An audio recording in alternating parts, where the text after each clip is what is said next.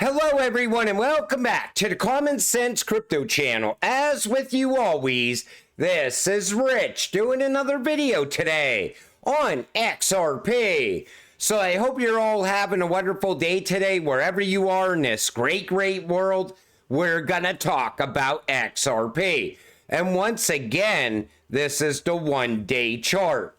We're sitting here just above 56 cents. And it was a green day for XRP, but again, no real price movement. We're still stuck in that channel between 55 and 60 cents. But a lot of people are expecting a massive breakout to happen by the end of August.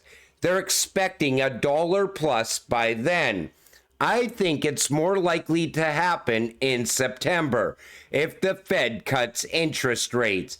But let's see what happens from here. Now this comes from Rob Cunningham, and he pointed out that Ripple caters to financial institutions. Ripple primarily targets financial institutions, including banks, payment processors, and remittance service providers. Smoke points out the same thing. Yes, Ripple and XRP are meant for financial institutions, not retail. Ripple caters to financial institutions. But the crypto cops over there on X will like you to believe otherwise. I think they're totally wrong. This is what I have been explaining in video after video, but people just don't seem to get it because they can still buy it on the exchanges. Here's what will happen. You will be priced out at some point since 10 XRP is required to open a wallet.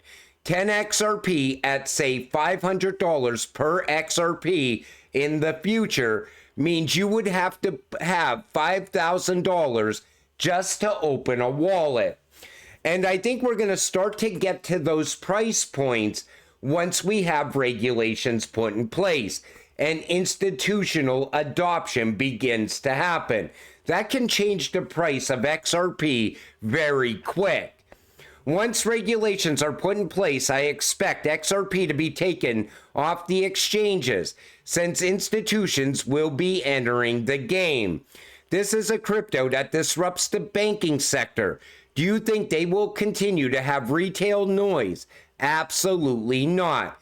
You either pay attention now to what's coming or you will be left behind. Now, if you're already holding XRP, you don't have to worry about this at all because you already have your XRP wallet. And I was trying to explain that on X, but some people just didn't get it. So yes, the XRP ledger requires a minimum balance of 10 XRP for each address on the ledger to activate it and send transactions. The exchanges take care of this for you when you buy your XRP.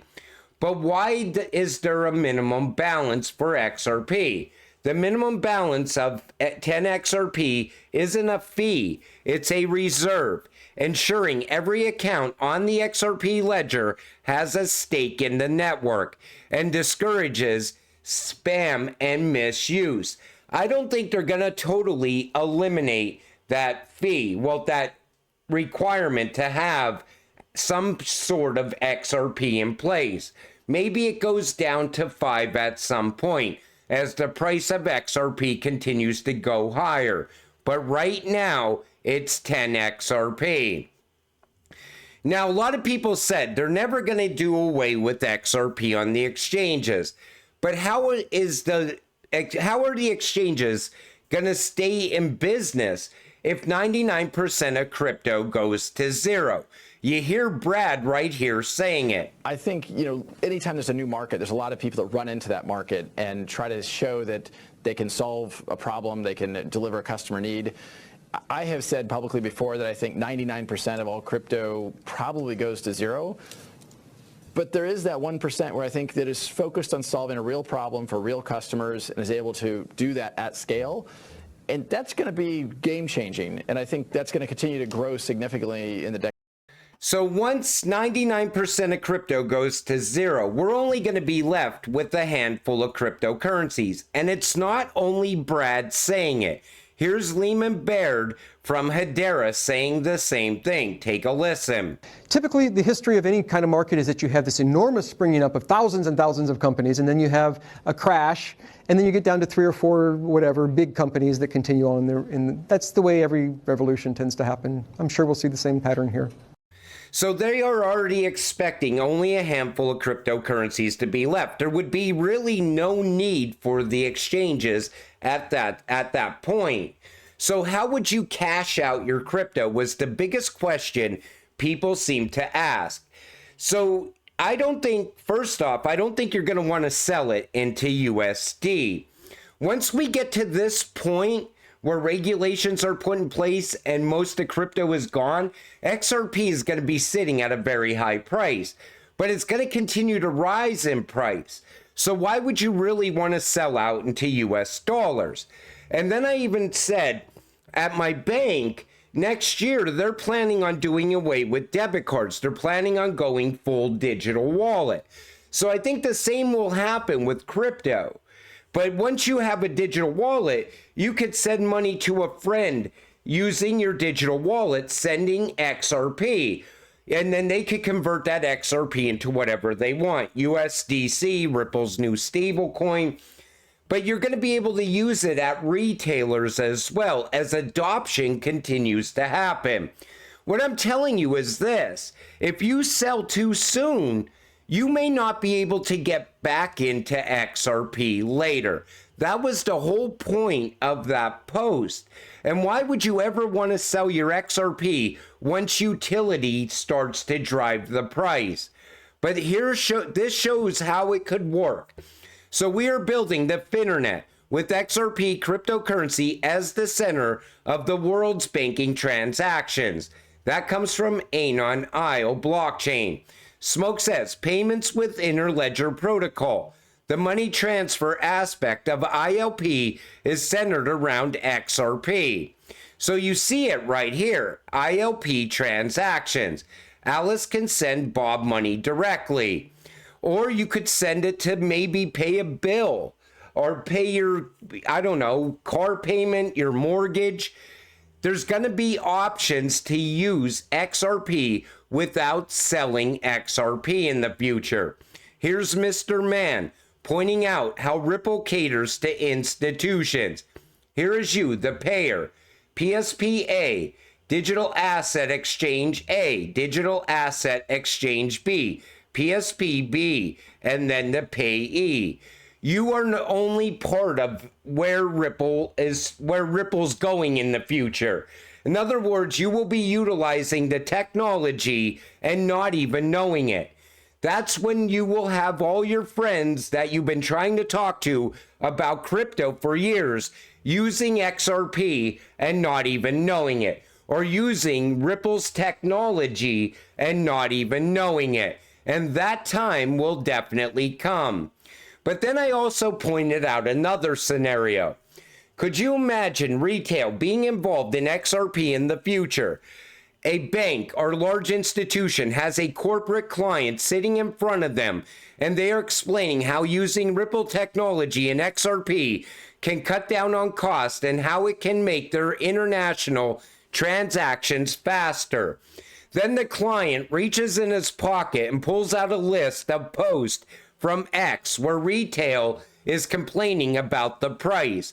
People talking about a Fed buyback and other posts saying XRP is going to $1 million per XRP. That's why if you're not holding XRP before regulations, you won't be holding XRP at all. You will be a legend if you are holding now. I hope this clears up why XRP is not meant for retail. Once the adults enter this space, the institutions enter this space, they will make a lot of changes going forward. And I think it's going to start with crypto regulations, which they plan to have in place by the end of this year. So all those people sitting on the sidelines, not investing in XRP now, they could become priced out later, is what I'm saying. And here's another thing I want to point out. I must have had about 50, 60 people DM me about keeping their crypto on the exchanges, talking about getting their crypto off the exchanges. That's how many people are still storing their crypto at Coinbase and Uphold. You know, you got to keep your crypto safe. If regulations come and they decide that only maybe 2 or 3 exchanges are going to be left, because I think we'll see, again, a bottleneck of the exchanges as well through crypto regulations. Look at what's going on with Mika. Maybe your exchange just disappears overnight, the same way 99% of crypto disappears overnight. I think there's going to be a couple of exchanges that will be left in the end, is what I'm saying. But they will most likely delist XRP for retail buyers. That's what I was trying to point out. And this shows you that no institution wants to get involved with crypto until regulations are in place first. Take a listen. But that's why I also mentioned the non-crypto regulation that we should also look into. For instance, we are currently discussing the prudential framework for banks, so the Basel rules transformed into the EU legislation. And there's a lot of push actually from some parts of industry, but also political players, to actually indicate crypto investments as the highest risk parts of assets for banks, which in the end would mean that there's actually no involvement for banks, because it would be just way too risky with crypto. So I think, and this is also why the industry should actually look into what's happening in the discussions on the regulatory framework and trying to influence it. Because if this happens, it may take banks a number of years before we actually enter into the situation. But I think there's a number of issues that we saw the regulatory framework as promises in terms of bringing on the same footing the unregulated. See what I was saying all along? No bank is going to touch crypto until regulations are in place first. Some banks are already working with crypto overseas, but here in the US, they will want regulations first. Fedwire payment testing for ISO 222 readiness starting end of 2024. One of the major concerns for U.S. banks is their readiness for ISO compliance, particularly the mandated transition of all Fedwire payments to the international standard by March 31st, 2025, as well as the related deadline set to be in testing by the end of 2024. So the banks have to step things up too. They have to accelerate things now towards ISO, and I think that's going to bring some value to XRP early on, most likely XLM as well. And when I'm talking about XRP being delisted and XRP not being available on the exchanges, you could expect the same for XLM, XDC, QNT, because things are going to change very fast. We're going into a new financial system. We're pushing through the digital age. The fourth industrial revolution is in full swing. Things are happening daily now. And I think once the transition happens, people are going to be shocked. Here's a fun fact. In 2010, this website would give away 5 Bitcoin per visitor for free. 5 Bitcoin is worth $300,000 today. Think about where we are at right now with XRP.